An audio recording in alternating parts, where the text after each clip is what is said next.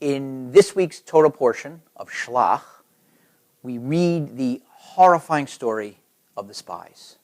Chapter 13 in the book of Numbers, Moses appoints one person from each tribe to go check out the promised land, see if it's all it's cracked up to be. So these 12 spies head into Israel. They bring back a report as follows. They say, starts off real good. It really is fantastic. It's beautiful. It's the land of milk and honey.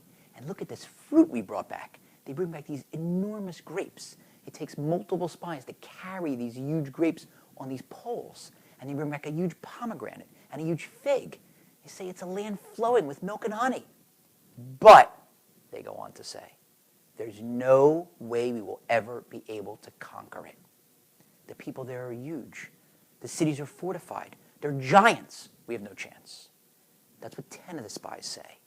Caleb and Joshua, the two dissenting spies, say, what are you talking about? Of course we're going to be able to conquer it. God is on our side.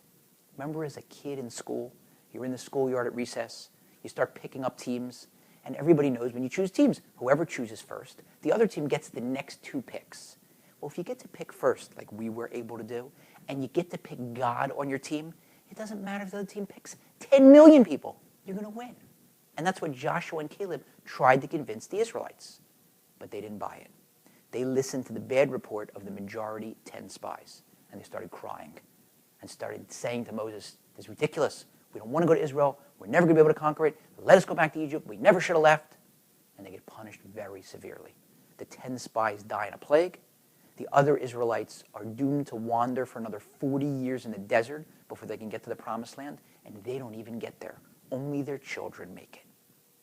And I heard once an interesting explanation that even the seemingly innocuous or seemingly positive beginning of the report of the spies was actually calculatingly mischievous as follows. What did they bring back?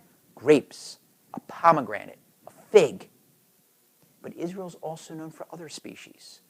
Wheat, barley, olives. If you have wheat and you have barley and you have olive oil, you can make bread. Bread is a staple. Grapes and figs and pomegranates are dessert items. So what was the insidious, nefarious message with which the 10 spies began their report? The message was, Israel, great place to visit. Fantastic beaches, delicious fruit, but you can never live there.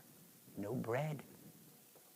And so we have to be very careful not to repeat that same transgression. If we de-emphasize the centrality of the state of Israel to the Jewish people, our promised land, if we don't realize just how important it is to us as the Jewish people, we may well be repeating the transgression of the spies. If we repeat over bad things about Israel, it's, beautiful trip. How could you ever live there? The prices or the apartments or this or that, that's a problem. That's a big problem. We have to realize as follows. Every weekday when I go outside, I need 3 things. I have to pat myself down and make sure I have my wallet, I have my BlackBerry, and I have my car keys. If I have those 3 things, I'm good to go. The Jewish people have to realize that we need 3 things. We need our God, we need our Torah, and we need our land. It's interesting that the Ministry of Tourism of Israel's logo is the spies carrying on poles those huge grapes. Well, that makes sense. They're the Ministry of Tourism. Great place to visit. But we have to realize it's more than just a great place to visit, which it is. It's also a great place to live. Even if we can't live there yet, we should realize that ideally, that's where we belong. That's where we can reach our fullest potential as Jews. That's where so many of the commandments in the Torah can only be fulfilled in our country, in Israel, in the Promised Land.